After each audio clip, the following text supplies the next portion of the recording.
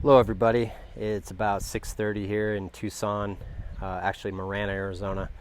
It's about 105 degrees right now, and I'm just showing what I got done today on my framing of my free lumber, which I posted a video about earlier. So as you can see, I've made some progress.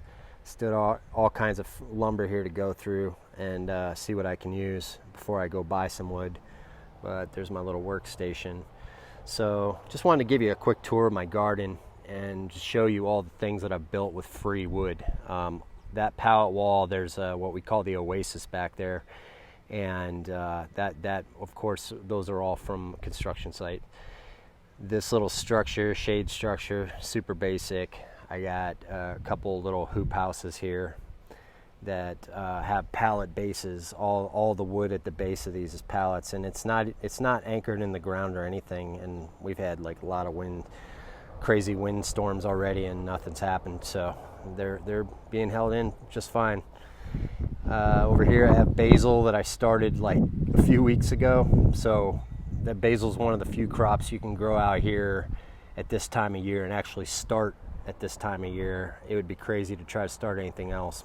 Most things don't do too well out here this time of year. So anyways, and then I got a watermelon here that's got about 4 or 5 melons on it, and this is just simply sugar babies. These are getting pretty big, palm size. Got a moth here, but I'm not really worried because I got little birds that come around here and they eat up all the worms, so they're doing a good job. So here I got some peppers under here, a bunch of random stuff. I just like to experiment and see what grows, what doesn't. So over on this little hoop house, I have Malabar. This is a good one to learn about here in the desert. This is Malabar spinach, and it's actually not a spinach, but they call it Malabar spinach, and it's a vine crop. And as you can see here, it loves to vine. This thing, it started slow, but once it took off, man, they take off fast, and they say they go past 10 feet. And all these leaves are edible. They're a little salty, but they are edible. But regardless, even if you don't eat them, they're beautiful plants, and you can use them in your landscaping. And they really like the heat, so they do really well in the heat. And then going back here, it's like I got a couple of little tomatoes growing here, which is cool. This is Egyptian spinach. Now this stuff right here is, man, it does great during the heat. All these leaves right here are edible, and you simply just put them in a salad. You can pinch the leaves off, and I just come back here once a week and harvest these.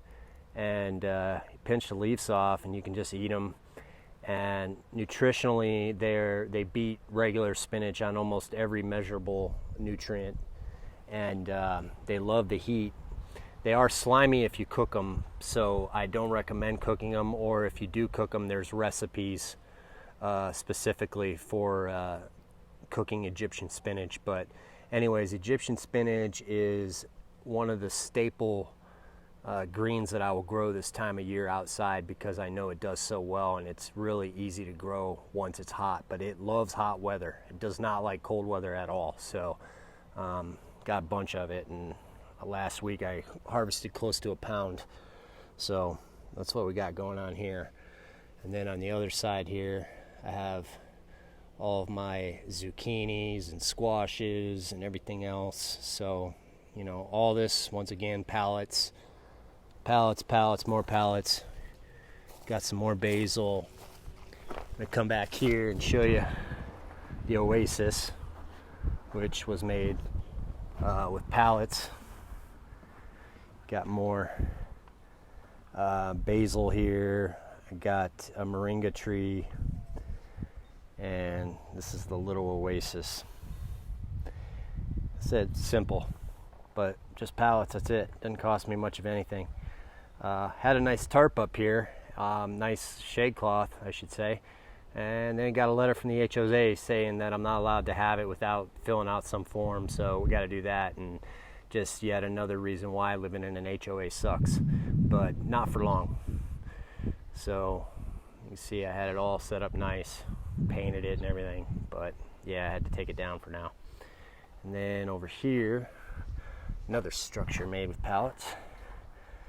This is what I was showing in another video here. This is just a pallet wall. It's about 25 feet, and inside here, you can hear them. These are my chickens, and definitely not supposed to have these here. So this is a mister system that I put up out here. But yeah, keep them back here, and this cost me next to nothing aside from the net and the misters, but once again, pallets from a construction site. Oh, and the T-posts, I bought those.